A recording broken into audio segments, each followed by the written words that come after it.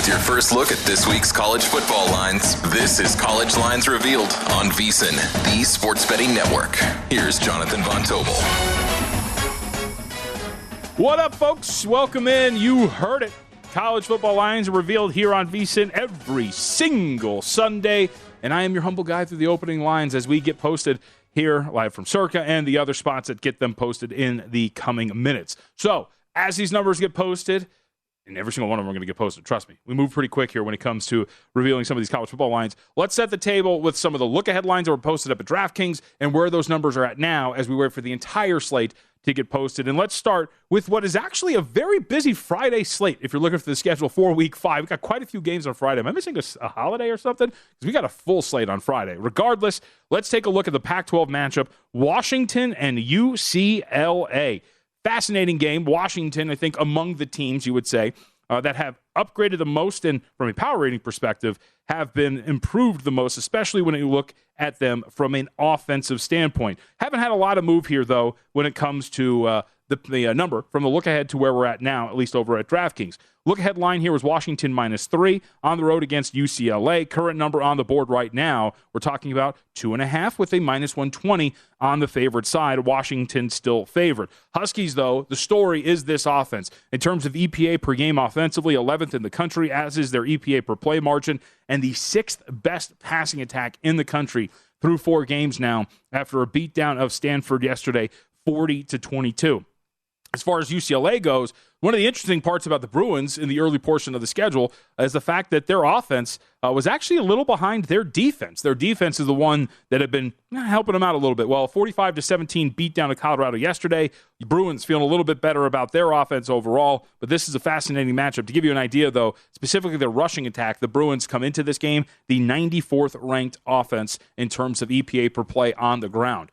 Pretty fascinating. Washington on the road here against a conference opponent. We'll see if they can keep this up, but it's very clear at this point as they're laying points in conference play that Washington's power rating has been increased by odds makers and bettors alike. Let's go to our next couple of big matchups here on the board. I'm going to skip down a little bit. Let's go to Oklahoma on the road against TCU.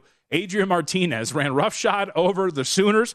So Oklahoma licking their wounds in a pretty big matchup here on the road against TCU. Finds themselves undefeated, and after a beatdown of SMU and Sonny Dykes' return, now in a really fascinating spot against the Sooners. Well, we have an upgrade here. Oklahoma on the look-ahead line was a 7.5-point favorite. This number now over at DraftKings is 4.5, and we're starting to see the board light up as these numbers are getting posted, and Circa right in step with where DraftKings at this point right now. Oklahoma opens at Circa as a 4-point favorite with a total of 66.5. So clearly, at least where the market was before the loss to Kansas State, we've seen a small downgrade of the Oklahoma Sooners as they take on a TCU team that you could argue should be upgraded. Remember, TCU came into the season, I think they had 18 returning starters. Sonny Dykes had a really loaded cupboard, especially when it came to returning talent. And so far through the early portion of the season, that has paid off for them. Let's move on. Let's talk about one of the big boy matchups, literally and figuratively, in the SEC. Everybody and their mother, my mother included, she called me and said, don't you think Arkansas is going to be pretty live against Texas A&M? Ultimately, not really the case as Arkansas falls to Texas A&M in a less than fashionable game. It didn't really look great when it came to that matchup, but still, a really fascinating bounce back here for Arkansas. They fall 23-21 on a, technically we'll call it a neutral, I guess it was at Jerry World, but now they get to face Alabama. Look ahead line here last week over at DraftKings. Alabama, a 15.5-point favorite. Right now, posted at DraftKings, 15.5. Circa opens this up 14.5, and this is the best part about some of these openers. Actually misread this.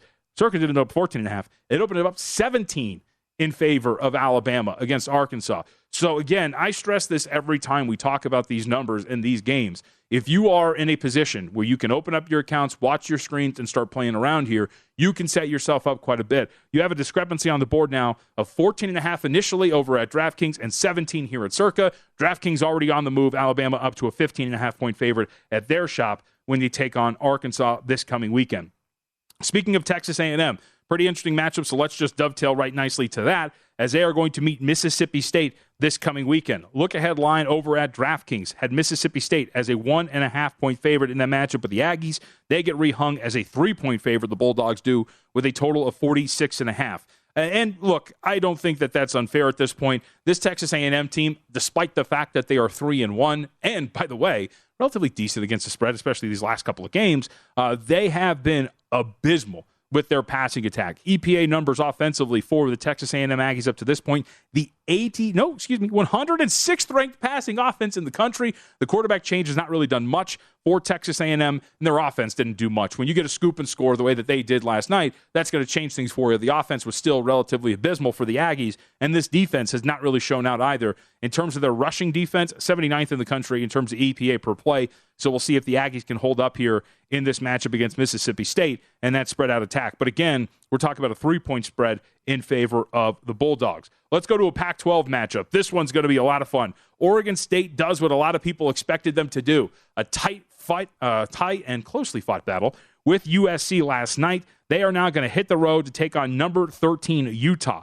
Look-ahead line here was 11.5 over at DraftKings. That gets opened up as 11 here at Circa and in other spots. So that's where we're at right now with the Utes as an 11-point favorite with a total of 55.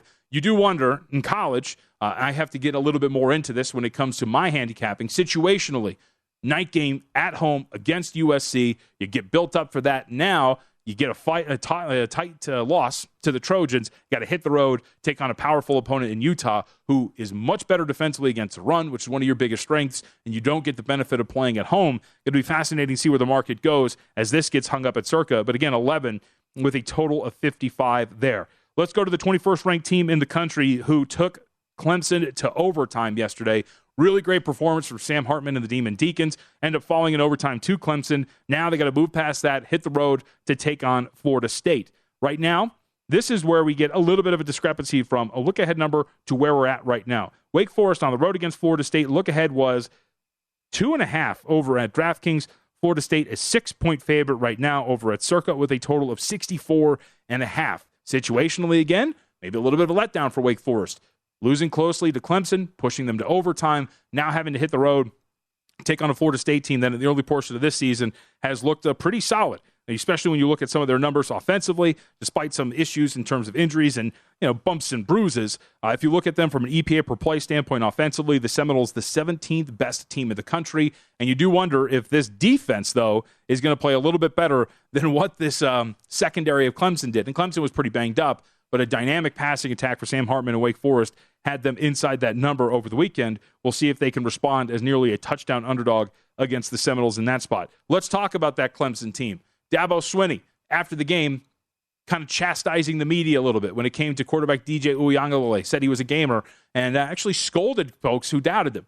I think if you actually watched the game yesterday, he left quite a few throws on the field that would have allowed Clemson to open up that lead and avoid overtime, but that's just me. Clemson is now in a really, really interesting spot, going to come back home and take on NC State. Look ahead here for Clemson was 8 over at DraftKings. Circa opens them up as a 6-point favorite with a total of 44.5. Monitor the injuries here too. As I said, secondary got pretty thin for Clemson as the game went along. Wide receiver injuries hit him a couple of times too. So this is something to monitor as we move into this game with NC State. But this was a circled game for the most part when it came to ACC play. If NC State was going to upend the apple cart when it came to the play in ACC, it was going to be in a game like this where they were going to be able to steal this contest. They come into this 4-0, so we'll see if this defense, which up to this point statistically has been very good for the Wolfpack, if they can maybe pull off the upset here against Clemson. As we move on, looking at some of the top games on the board, we go to a rematch of the Big 12 championship game from a year ago, Baylor and Oklahoma State. Look ahead here over at DraftKings. We have right now on the look-ahead line, it was Baylor minus 1.5 with a total. No total there. Excuse me. But we do have a number up here at Circa. No real move off of the look-ahead. Baylor is a 1-point favorite with a total of 55. As other shops start to open up here, Baylor is opening up as a 2-point favorite over at Caesars. So again, looking across the board and finding some of these discrepancies, I am fascinated by what Baylor is going to be able to do here from a defensive standpoint. Baylor has been just as advertised despite tons of personnel losses when it comes to their defense. 12th ranked team against the run so far this season. And Oklahoma State, this has been kind of the interesting part about what the Cowboys have pulled off. Their defense has taken a little bit of a hit. Their run defense is actually top 20, But what's been pretty solid about the Cowboys up to this point is that their offense is one of the better ones in the country, 34th overall in terms of EPA per play for the Oklahoma State Cowboys. So this offense versus this defense is going to be a fascinating contest in Big 12 play, and one that's going to carry a lot of weight when it comes to the big picture of that conference. From there, let's hit one more, maybe two more, before we get to, because we're going to be joined by a lot of great guests. Amal Shah is going to be with us in a couple of minutes, get his thoughts on what we have seen, and after a wild weekend of college football and some pretty solid upsets. Let's go to Kentucky, taking on Ole Miss. The look ahead here had Kentucky as a 4-point underdog. Ole Miss right now here at circa a 6-point favorite with a total of 56.5. So we'll see if Kentucky can continue its strong form of play here up to this point. Of course, yesterday in a back-and-forth battle, which I think not a lot of people expected, but needed a stronger fourth quarter, especially defensively, to hold off Northern Illinois 31-23. Now you get to take on Ole Miss. So Kentucky, again, off to a solid start up to this point of the season, 4-0, and up to as high as 8th in the country in terms of the AP poll. But we'll see if they can actually maybe shake off in what was probably a look-ahead spot against Northern Illinois as they got ready for Ole Miss this coming weekend. So those are some of the top matchups that we saw up to this point in college football. As you're kind of looking around the board and we're seeing some of these totals and these line moves, these are moving really quickly, folks. And I cannot stress this enough as you look at this. And even if you're listening to the podcast, if you're sitting around and listening later in the week, on Sundays, if you're actually taking this seriously as a college football bettor, even though the NFL is going on, it really helps to pay attention to a lot of these openers. And we have a lot of games that are left to get to on this board and a lot of moves that have already happened. You want an idea of how wild this gets at this point? It's not a big game, but how about this?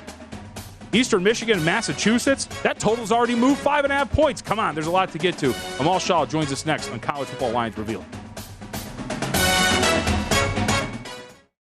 This is College Lines Revealed on VSiN, the sports betting network.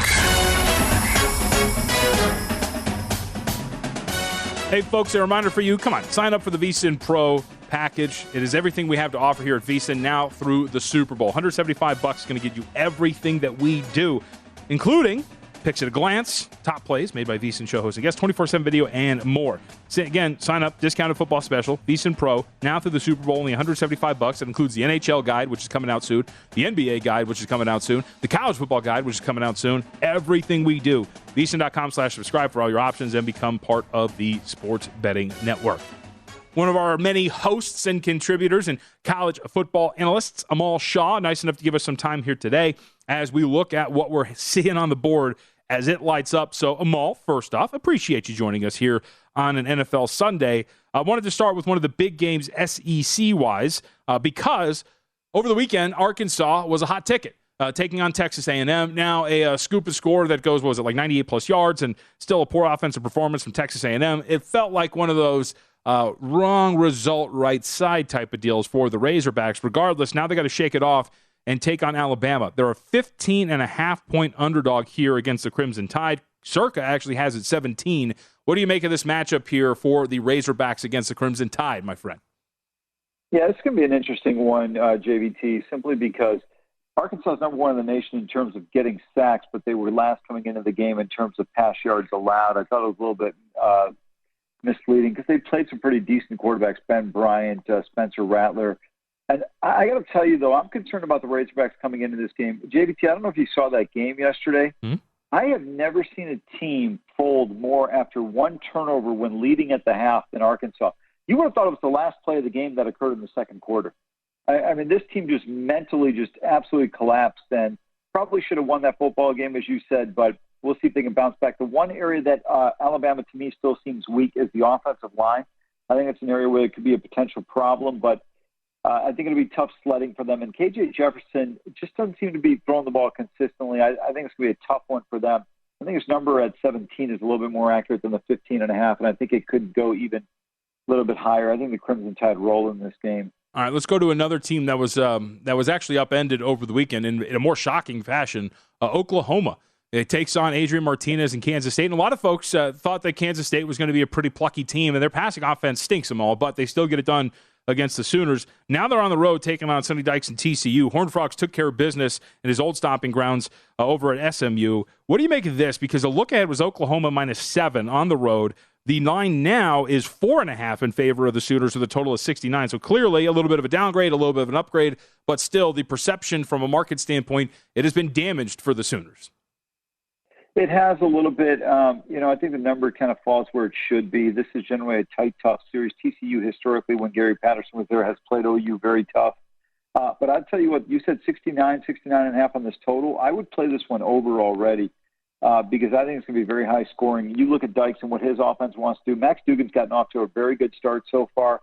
They can really move the ball. And then on the flip side, I think Oklahoma should be able to move the ball comfortably against this TCU defense. SMU did a nice job yesterday with Tanner Mordecai, former Oklahoma transfer there under center for the Ponies. I think this is going to be a high-scoring game. I do think the Sooners bounce back, but I'm not going to lay this number in Fort Worth. This is an important game for both sides here. Venables and company, I think the season could go sideways very quickly if they don't win. And I think for TCU, really an opportunity to become a contender in the Big 12 with a victory here. I know we're a college football show, but those who are watching us live, it is worth telling you that Tua Tagovailoa has gone back to the locker room for the Miami Dolphins. All right, let's talk about your guys. Ohio State, big matchup here. Don't laugh. Do not laugh. Rutgers, what do you think of your Buckeyes here? How they're rolling them all. Like the power rating, I will ask seriously, power rating on them is starting to get higher and higher. If they're going to start to deliver as massive favorites, they're a 39-point favorite here against Rutgers. Yeah, that number's a little bit out of whack, but, it wouldn't surprise me at all if they cover on this one simply because these two teams, they played last year and the Buckeyes won by a similar margin. I think they beat them 52-13 last year. So I would expect Ohio State to be in a position to be able to really run roughshod over them. But the problem with Ohio State is you saw it yesterday. Once the score is out of whack, they become a bit disinterested. And I thought it felt like that in yesterday's game. So something to worry about if you're going to bet this matchup. Potential backdoor cover for Rutgers. I would look at the Buckeyes in the first half. I think they should be able to put up 28 to 35 points. How much is Quinn Ewers worth as opposed to Hudson Card? We saw Steve Sarkisian yesterday kind of play some games. Quinn Ewers made the trip. Quinn Ewers dressed. Quinn Ewers went out there and threw to wide receivers. Very close to a return, potentially going to play here for Texas. Longhorns lose at overtime. Now they have a pretty interesting matchup as they play host to West Virginia. This opened up 11 of them all, down to 9.5 with a total of 62. I think the move's the wrong way. I think Texas bounces back and wins the game. They really were in control of that game in Lubbock. Hudson Card did a nice job with the last-second drive to get him in field goal range, and then Robinson fumbled in overtime. I would take Texas. Look, JT Daniels has been very good. He can throw the ball, and they're going to be able to move and score some points. But Ewers needs to play this week because they've got the second Saturday in October coming up. That's Oklahoma, Texas. And I'll tell you right now, I think Ewers plays, and I think the Texas offense hits its stride. I think they'll be just fine. I think they score some points here against the Mounties. I like laying the number here. Let's go to a team that has surprised a lot of people, and traditional basketball power, Kansas, undefeated. Lance Leopold continues to deliver for the Jayhawks from all. They were at home against Iowa State. They're a 3-point underdog now. This actually opened up 2 with a total of 55.5, but now we're looking at Iowa State -3 on the road with a total of 57. Yeah, to me, the one thing I would point to is that Iowa State is a little bit inconsistent on the offensive side of the ball. Jalen Daniels has been amazing for Kansas so far. I don't even know if they punted in that game until midway through the third quarter or fourth quarter in that game against Duke yesterday. Yeah. Iowa State, I know they lost a tight game in terms of final score, 31-24 against Baylor, but the reality was the Bears were in control of that game, and I think Kansas' offense might be a little bit too dynamic. I like KU at home catching 3 here. I'm not going to play this game, but I think this one I would lean towards KU at home. I mean, clearly the market is still kind of catching up with what this Kansas team is, right? Considering they keep covering these numbers, and maybe the market still is just a little slow in the uptick with how good the Jayhawks have been up to this point. All right, I'm going to take you out west really quickly. How much have you upgraded Washington, and what do you make of them in this spot here? They're a 2.5, 3-point road favorite against UCLA. Total is 65. Yeah, I don't have a problem with them being a potential favorite on the road against the Bruins because the Bruins still have some question marks. But I can't back Washington in this spot. I'll take the Bruins. They had basically what amounts to a scrimmage in Boulder yesterday against the Colorado Buffaloes. Penix has been terrific so far for Washington. I think they're getting a lot of credit for a Michigan State win. But Michigan State is horrific. I mean, I said it before when they signed Mel Tucker last year. I said, this is going to be a nightmare of a contract, and you're starting to see it. I mean, at one point in this game yesterday, Michigan State had -2 yards of offense in the second quarter. they're just not a particularly good football team. So I don't want to give Washington a ton of credit for beating Stanford and for beating Michigan State. Now going on the road, all of a sudden they're a favorite over UCLA. I don't see it. I think DTR and company bounce back and have a strong game in this one. So that's actually, I'm glad you reminded me, because one of the teams that has really, through the first 3 games, when your competition's a little bit lesser, and one of those you get to beat up at Colorado, you have a lot of questions. So I took a field goal with Michigan State yesterday against Minnesota, and Amal, Minnesota, with Kirk Ciarrocca back at offensive coordinator and Tanner Morgan back in that system, this offense is incredible. They actually lead the league in EPA per play on offense up to this point. What have you made of Minnesota now through 4 games against, albeit maybe some lesser competition? You mentioned you're not that big on Michigan State because now they take on Purdue. We don't know what's going to happen with Aiden O'Connell here in this game, but the market has gone from -8 in favor of Minnesota with a total of 58.5 to -10, and that's one of the bigger total moves as well, 52. But what have you made of the Golden Gophers? Because this offense looks incredible. Well, I love this team because, first of all, I think P.J. Fleck, they're so well coached. They don't have necessarily the talent that some of the other teams around the country have, but for people who haven't seen Mohamed Ibrahim, I would actually put him in the top 3 running backs in the Big Ten. You know, to me, it's Travion Henderson, Braylon Allen, and Mohamed Ibrahim. I think those are the 3 best tailbacks in the league. He is outstanding. You mentioned Tanner Morgan in terms of what he's been able to do, but this team is consistent. They play defense. They're going to manage the game well. They're not going to make mistakes. They're not going to beat themselves. I think they'll take care of business against Purdue. I still think Purdue's got some holes that Minnesota can exploit. Now this game being played up in Minneapolis, I like the Gophers in the Twin Cities. Look, they got a great shot to win the Big Ten West. You look at their schedule, very manageable. They do have to go to Penn State, but they skip Michigan and Ohio State. So I think this team's got a real strong possibility, JVT, of winding up the year with 1 or 2 regular season losses only. All right, we'll get you out of here on one more Big Ten matchup. Michigan fails to cover against Maryland. They opened up last week as a 20-point favorite, and they closed about 17. Now they're laying 10 on the road against Iowa. That's a big number, and I'll tell you what, I know Iowa's looked horrific, but I have seen this series for 3 decades, and I've seen a million teams go into Kinnick and come out with an L. I will take the Hawkeyes in 10 points here. I'm just telling you, I've seen this a million times, and I will go with the Hawkeyes here getting 10. Amal, I'll always go with you as my favorite college football analyst. How about that? Good to talk to you, buddy. Thank you. Thank you. I appreciate it. You got it. At Amal Shah 1 up on Twitter. Bright-eyed, bushy-tailed, and ready to dive into college football. All right, we got a lot to get to here in the last 30 minutes. Matt Grill, trading manager over at DraftKings, going to join us in 20. Get the DraftKings perspective on what's going to go down and how they open some of these numbers. Let's take a look at some of the biggest moves. And again, the notable injuries that we have to monitor. A couple of quarterbacks we have to keep an eye on as we look at some of these matchups next week. They could have an impact on some of these numbers here on College Lines Revealed. This is College Lines Revealed on VSiN, the sports betting network.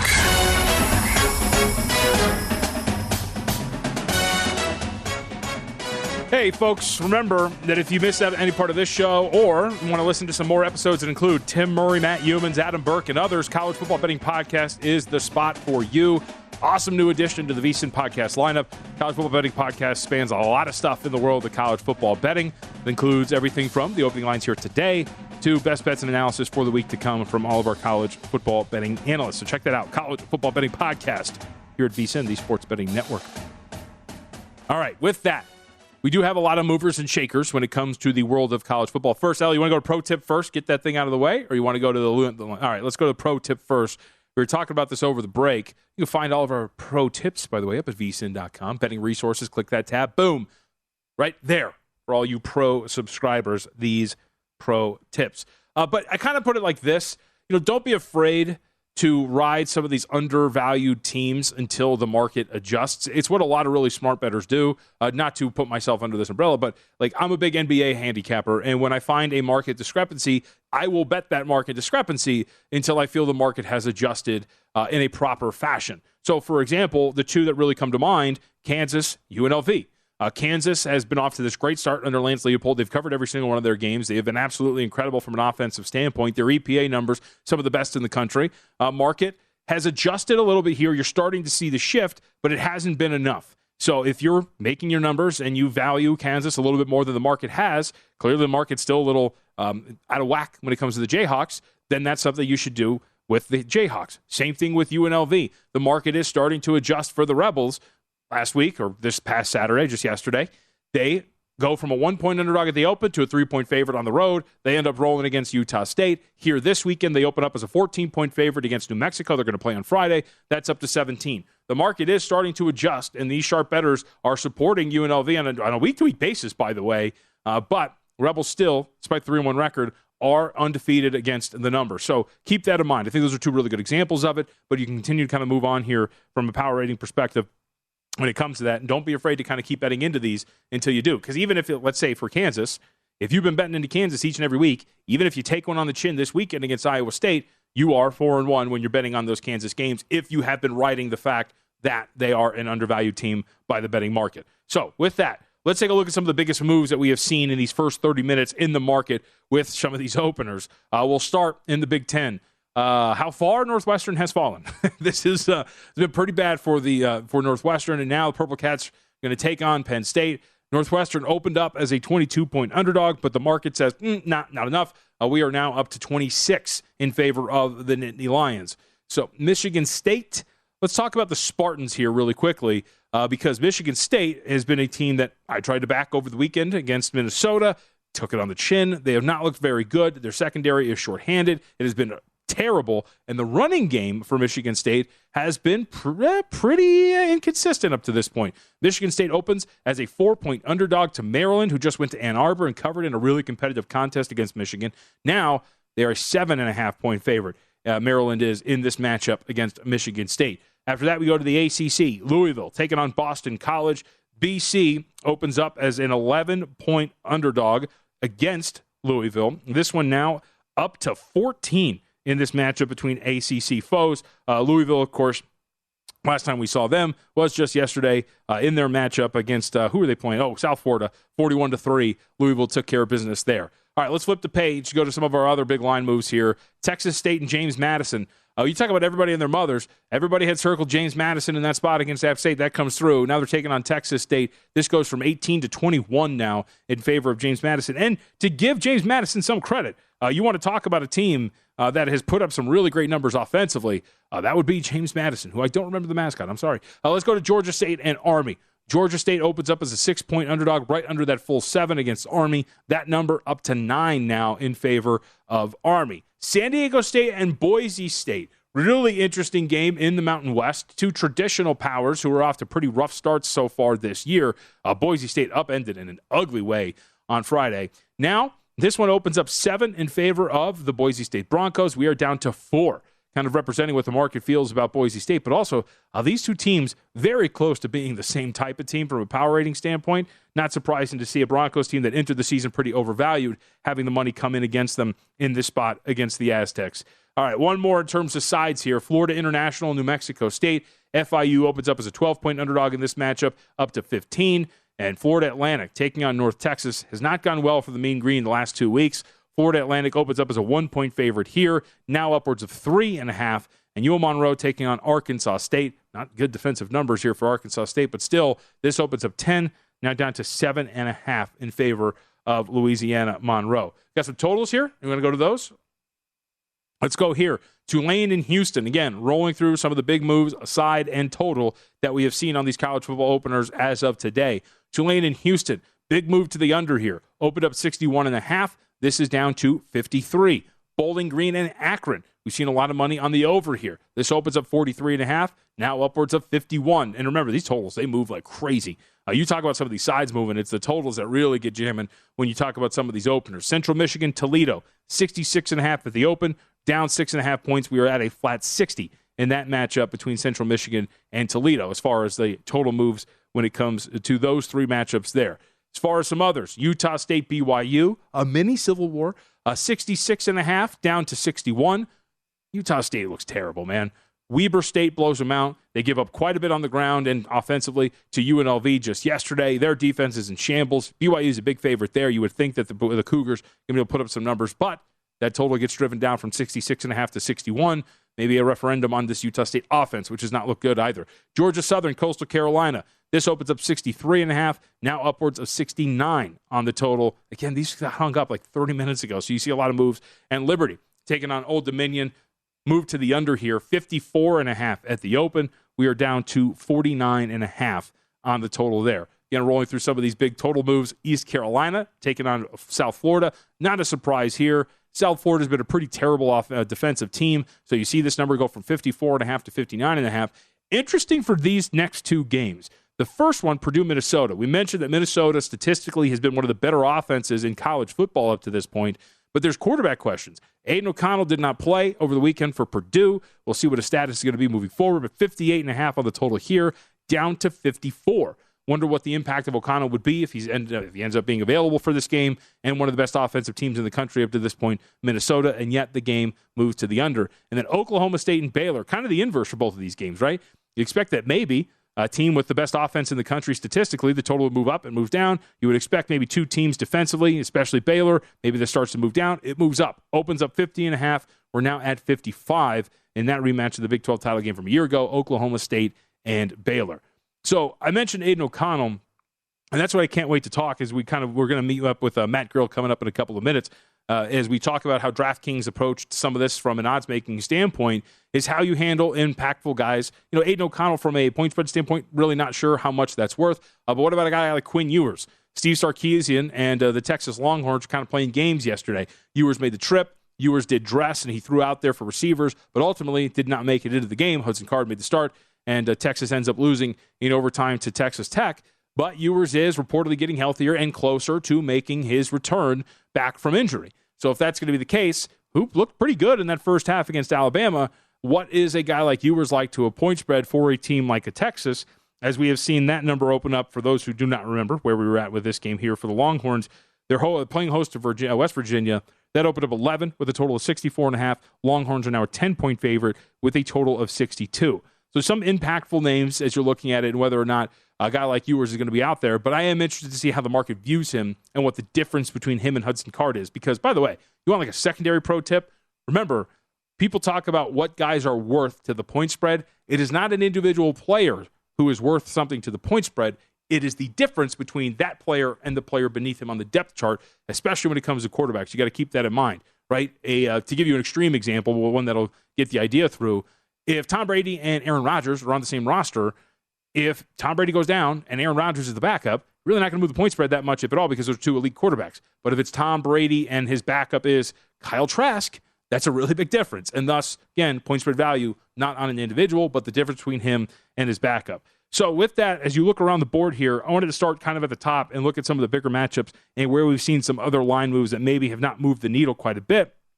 Like, for example, interesting matchup to watch here. Wisconsin and Illinois. Wisconsin gets its doors blown off by Ohio State. They open up as a 9-point favorite. Total move here from 44 to 45. So not a big move, but again, something worth noting is Wisconsin's in a pretty interesting bounce-back spot in that matchup there. As you kind of move further down the list and you look at some of the moves that we're trying to expect here, Virginia Tech and North Carolina, for example, UNC's defense shows up in a really poor way against Notre Dame. We have seen this total open up 60.5. It is now down to 57 between Virginia Tech and North Carolina. How about one of the lower totals on the board here? Service Academy game, Navy and Air Force. Air Force opens up 15 with a total of 34.5. Slight bump to the over there. That total is now 36. And one more to mention before we get out of here, Michigan and Iowa. We brought this up very briefly with Amal, but worth mentioning Michigan now a 10-point favorite after opening up 9 with a total of 41.5 up to 44.5. Let's take our break, and when we come back, we wrap it up with Matt Grill, trading manager over at DraftKings. It's College Football Lines Revealed here on VSiN, the Sports Betting Network. This is College Lines Revealed on VSiN, the Sports Betting Network. Start your football season on the right foot, folks. Subscribe to VSiN Pro. You get full access to everything we do. That includes a lot of stuff. How about 24/7 video stream and pro tools like our exclusive betting splits? I know a lot of you like that. Sign up on our discounted football special. VSiN Pro access to everything we do for now through the Super Bowl for only $175. Go to VSiN.com/subscribe for all your options and become part of the Sports Betting Network family. We're a family here. Let's welcome in our next guest, Matt Grill, trading manager for DraftKings, who is, I believe, on the trading room floor. Look at this. It's hot. It's heavy. A lot of action going on. College football lines are up. What's up, man? Good setup. Good shirt. Thanks, JVT. Yeah, Rebels on a roller to start the season. Might be rolling into the Mountain West Championship game here in a couple months. Who knows? Yeah, you talked to some handicappers. We talked to Adam Burke, who makes his own ratings. Said last week the Rebels were his highest improved team in terms of the ratings, and that was before they put a beat down on Utah State on Saturday. So we'll see if that continues for UNLV, one of the best betting teams in the country, still undefeated against the spread. Okay, let's take a look at some of the bigger matchups and where you guys were at and what we're expecting here in terms of the big games we're going to see. Let's start with North Carolina State and Clemson. Your look-ahead line here was NC State catching 8. My screen shows you guys at 7. Clemson's got some secondary issues. They didn't cover as a 7-point favorite against Wake Forest.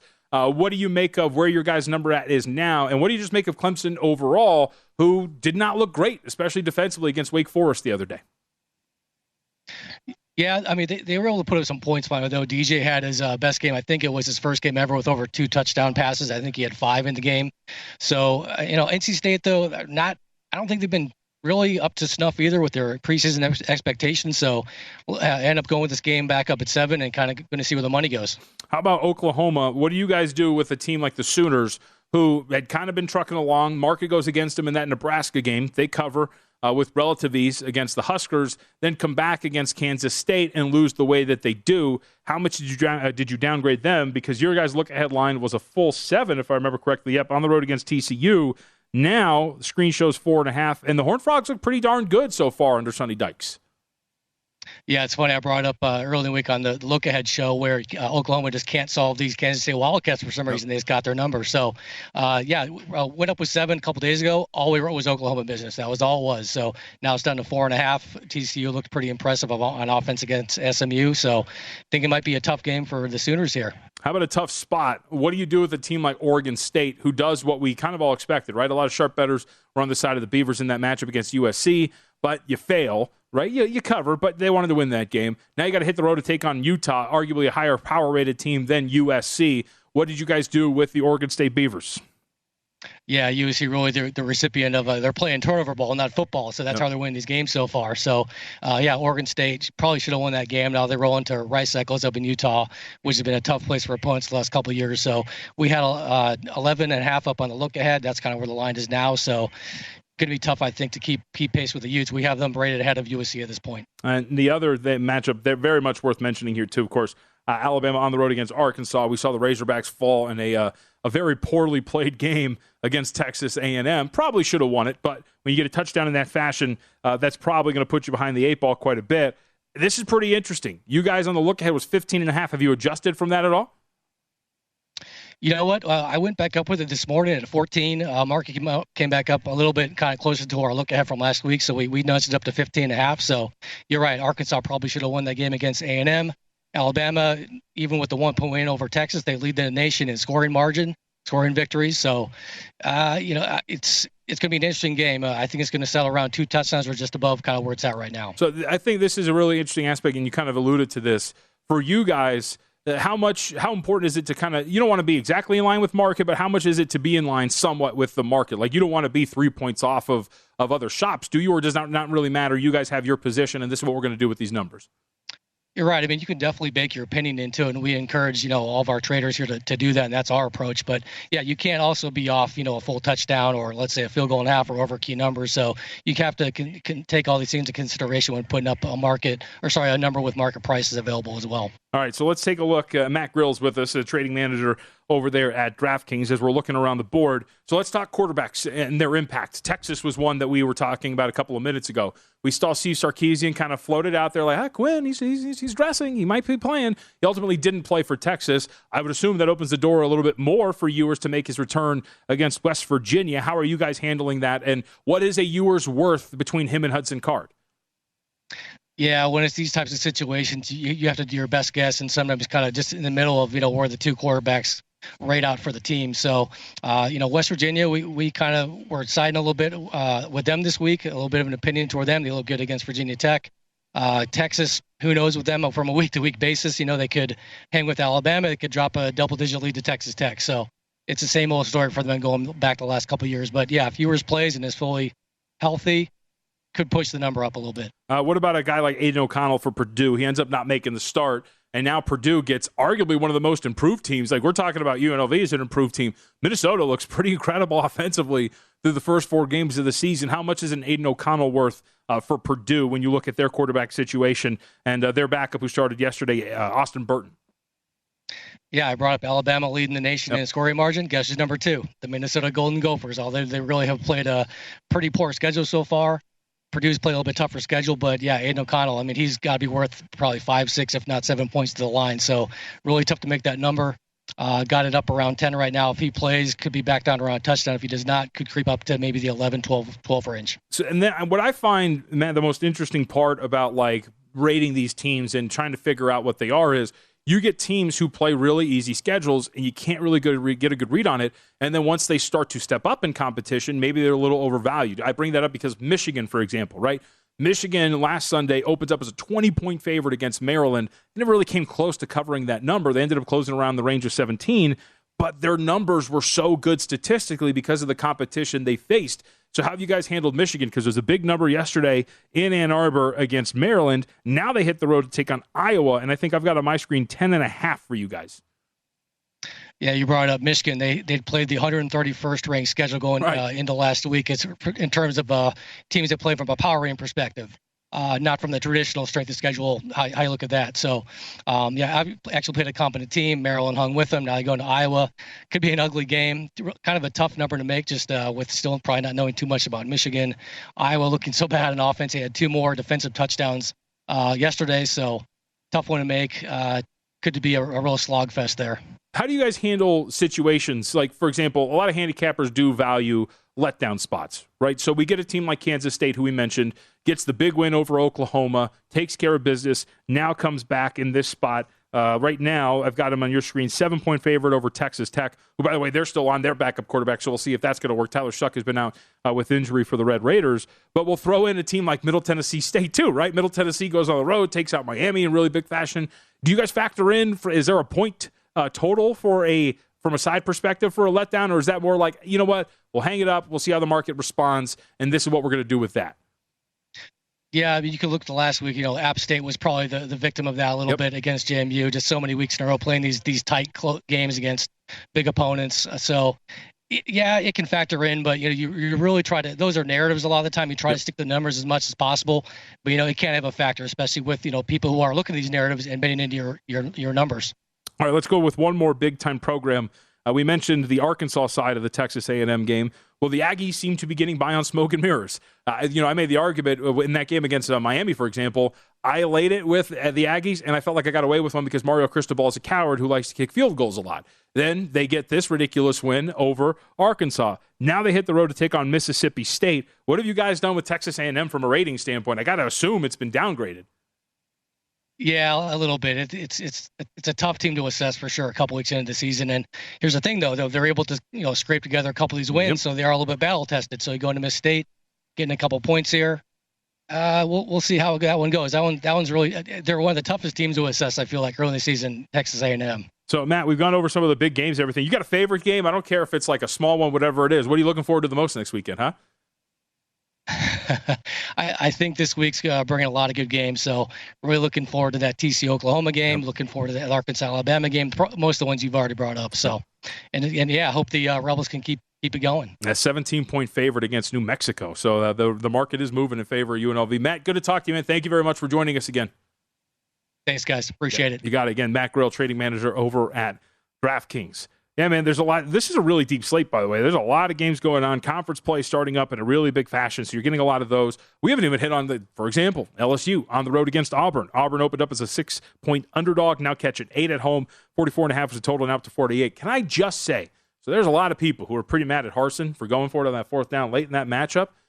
People are going to hate to hear it, but the win probability number said to actually go for it in that spot. But, hey, that's a conversation for another day. If you missed out on any part of this, the College Football Betting Podcast feed, that's where you want to go. VSiN College Football Betting Pod has a lot of different episodes, not just this one, of course, and a lot of good insight from our guys like Matt Humans, Adam Burke, and more. So make sure you check that out up on the podcast feed. Until then, we're all done. Live Bet Sunday resumes, and we'll be back here in this spot on College Football Lines Revealed next week. See you, folks.